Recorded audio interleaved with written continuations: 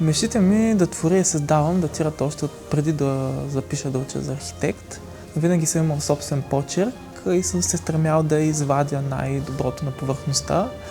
Като започнем от самостоятелната ми изложба в основното училище, минем през олимпиадите за техническо чертане и първите ми опити да проектирам в университета и стигнем до практическият опит. Всичко ме водеше в насоката собствен бранд. Първоначално започна с простичката идея да използвам имената си и да споделям проектите си с обществеността.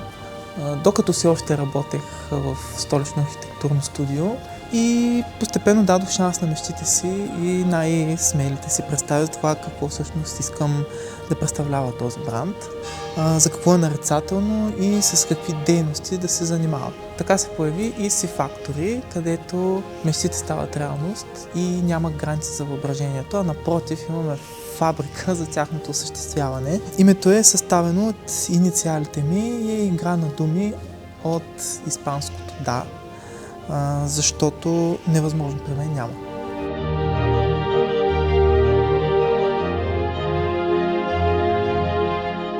Много често казвам, че процесът на проектиране е и опознавателен процес, в който както аз научавам много за моите клиенти, така и те за мен.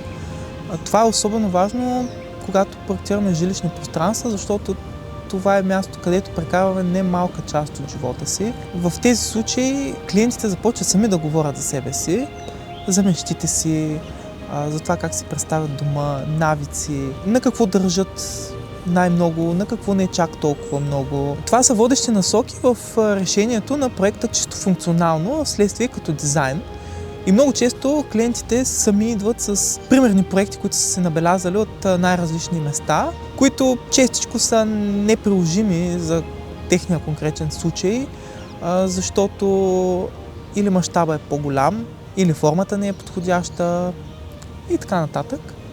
Но пък те са много полезни от гледна точка на това какъв стил харесват и към какъв стил са се насочили. При проектирането на офис пространства не е много по-различно, защото пак там прекарваме по-голяма част от ежедневието си и особено в днешно време се наблюдава един стремеж към това офис пространството да наподобява домашния уют, въобще да се създаде едно усещане за това, че се работиш от вкъщи, без това да ти пречи на работните задължения.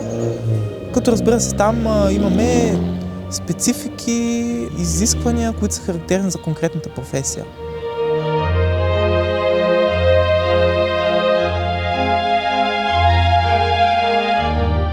Уютът е субективно понятие, всеки го възприема по различен начин.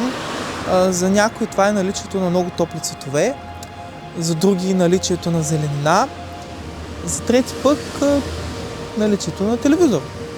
Със сигурност обаче има елементи, които биха спомогнали за подсилването на това усещане, като например какви цветове са използвани, успокояват ли или по-скоро изнервят сетивата ни, добре ли са съчетани.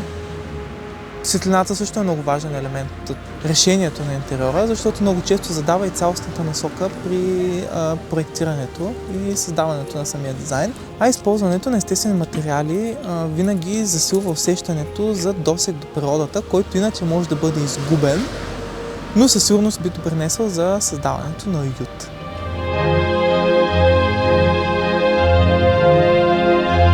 Лично за мен това е природата. Тя ме успокоява, тя ме вдъхновява, дава ми свобода, но ми дава и насоки. Но много често ми дава това тъй необходимо време за мен самия, в което мога да се съсредоточа, да изчистя съзнанието си от излишни мисли, емоции и просто да дам ход на въображението си.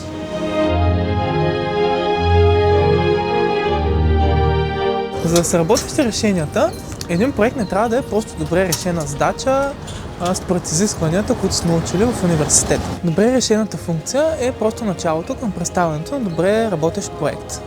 Тя винаги спомага за по-доброто преживяване и за удобството при използването на пространството. Много е важно какво ще вложат и обитателите и ако сме успели да ги опознаем добре, ще създадем подходящи условия и за по-удовлетворяващо ползване.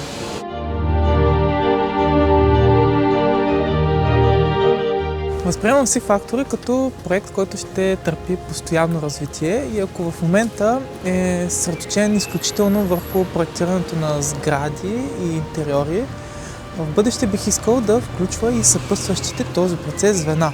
Отделни единици съсредоточени върху точно определени елементи от реализацията и изпълнението на този процес. С по-сериозното стъпване на архитектурната сцена се надявам да имаме възможността да работим и по по-разнообразни проекти, различни по естество и мащаб, но винаги оставащи трайна следа и отличаващи се с качество, стил и прецизност.